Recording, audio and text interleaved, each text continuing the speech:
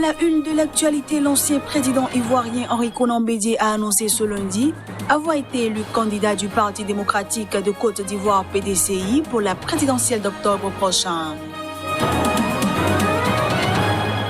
Tundu Lissu, une des principales figures de l'opposition en Tanzanie, est rentré dans son pays ce lundi en vue de défier le président John Magufuli lors de l'élection présidentielle du 28 octobre prochain. Et puis pour enrayer la propagation agressive du Covid-19, le président kenyan Uhuru Kenyatta a annoncé l'interdiction de la vente d'alcool dans les restaurants.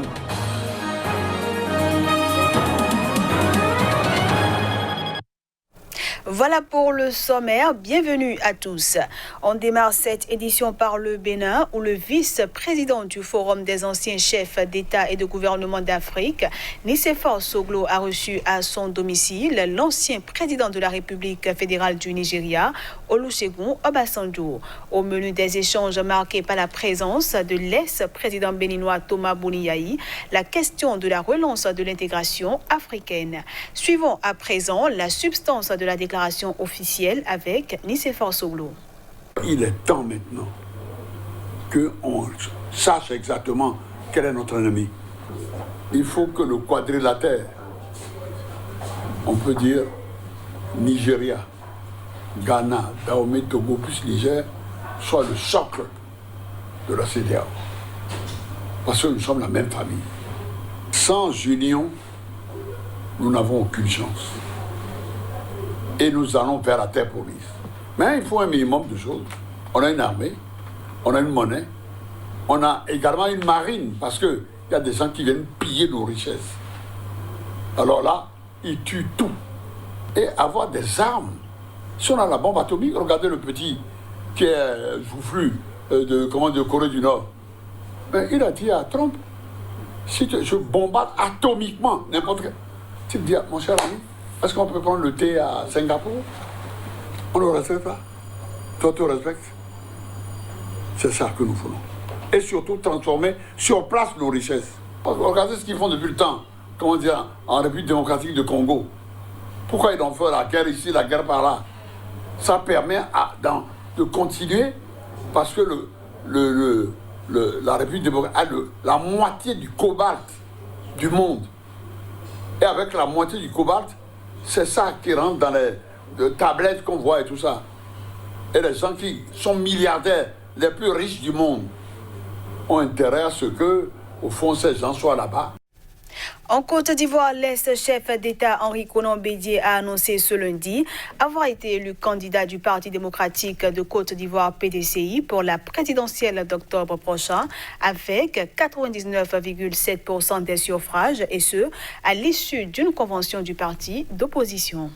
Lors d'un bref point de presse à sa résidence d'Abidjan ce lundi, le président du Parti démocratique de Côte d'Ivoire, premier parti d'opposition ivoirien, a déclaré qu'il a été désigné candidat par son parti pour la présidentielle d'octobre prochain. Âgé de 86 ans, l'ancien chef d'État ivoirien Henri Konan Bédié était candidat unique à la convention du parti, la seule autre candidature ayant été invalidée avant le vote. C'est le résultat.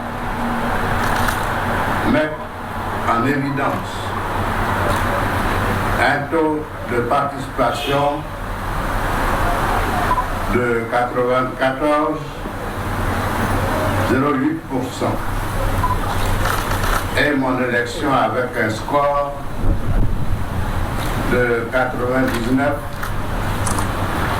70% des suffrages exprimés. Un véritable plébiscite.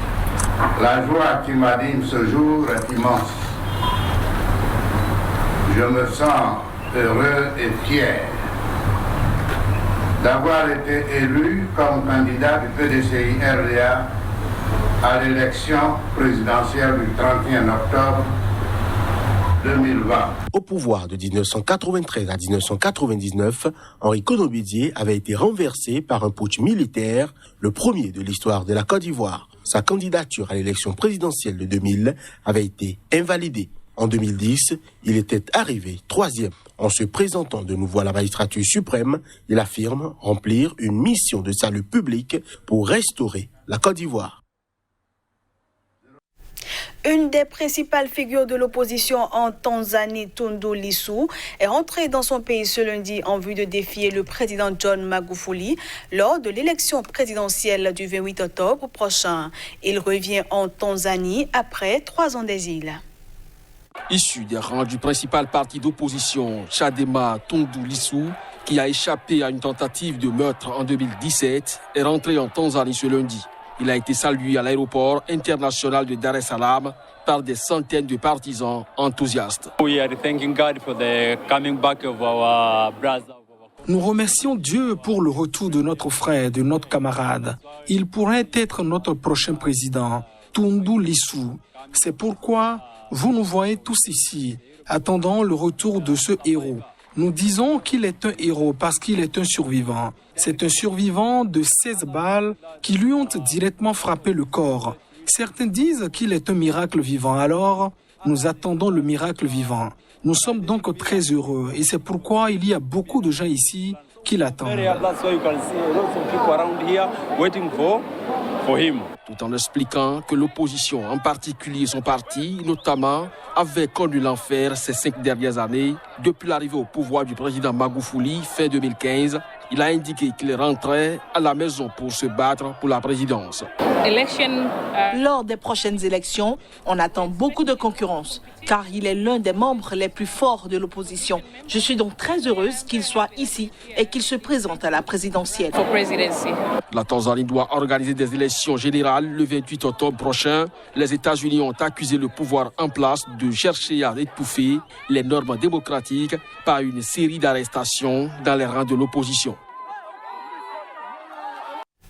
Je le disais en titre, le président kenyan Uhuru Kenyatta a annoncé l'interdiction de la vente d'alcool dans les restaurants et la prolongation d'un mois du couvre-feu nocturne dans son pays. Ces mesures visent à enrayer la progression agressive du Covid-19.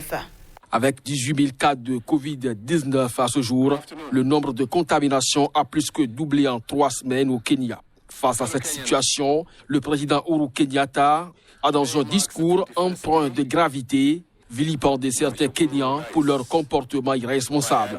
Il a également ordonné la reconduction du couvre-feu actuellement en place de 21h à 4h du matin pour un mois supplémentaire et l'interdiction de la vente de boissons alcoolisées pour la même période. Les restaurants devront fermer leurs portes à 19h et tous les bars resteront fermés jusqu'à nouvel ordre. The surge in infections.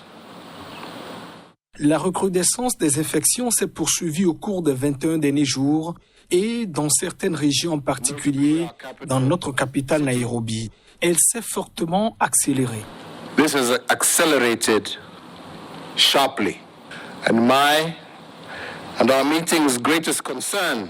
La plus grande préoccupation du moment est la recrudescence agressive des infections chez les jeunes Kenyans qui, à leur tour, infectent leurs aînés. Unfortunately, affecting their elders. Contact tracing of the recent. Le traçage des contacts de la récente vague d'infection indique que la socialisation sans mesure de protection, notamment dans des endroits servant de l'alcool, devient un facteur de risque élevé. Greatest risk factors in our country. Le président Uhuru Kenyatta a aussi demandé à ses concitoyens de ne pas se laisser bercer par un sentiment erroné de confort au regard du taux de mortalité pour l'instant faible du virus dans le pays qui se chiffre à 1,6 des cas. On passe cette fois-ci à la revue de presse Afrique.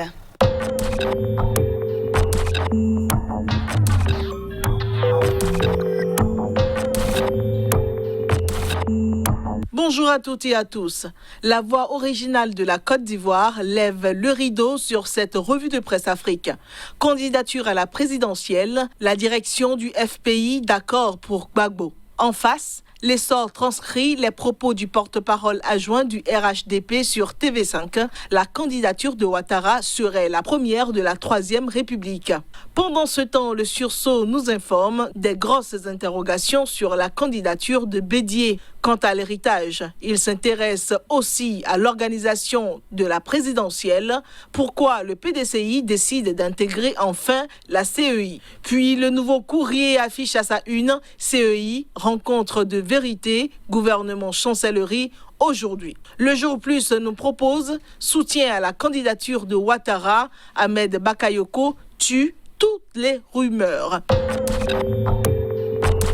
Pour le compte du Cameroun, c'est Expression économique qui se positionne avec pour titre Budget 2020-2021, les acrobaties du gouvernement.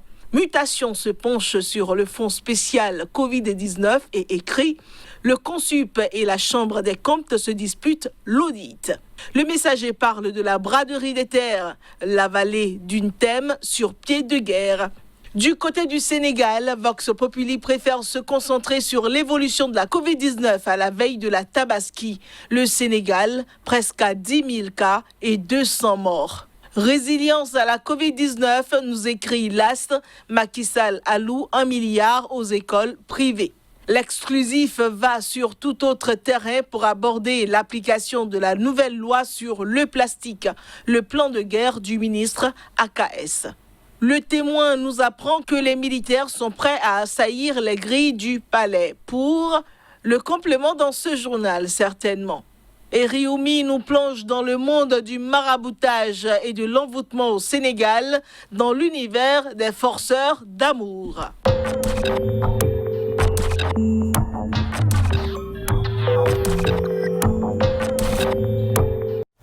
Voilà qui vient mettre un terme à cette édition que je vous remercie d'avoir suivi. À bientôt.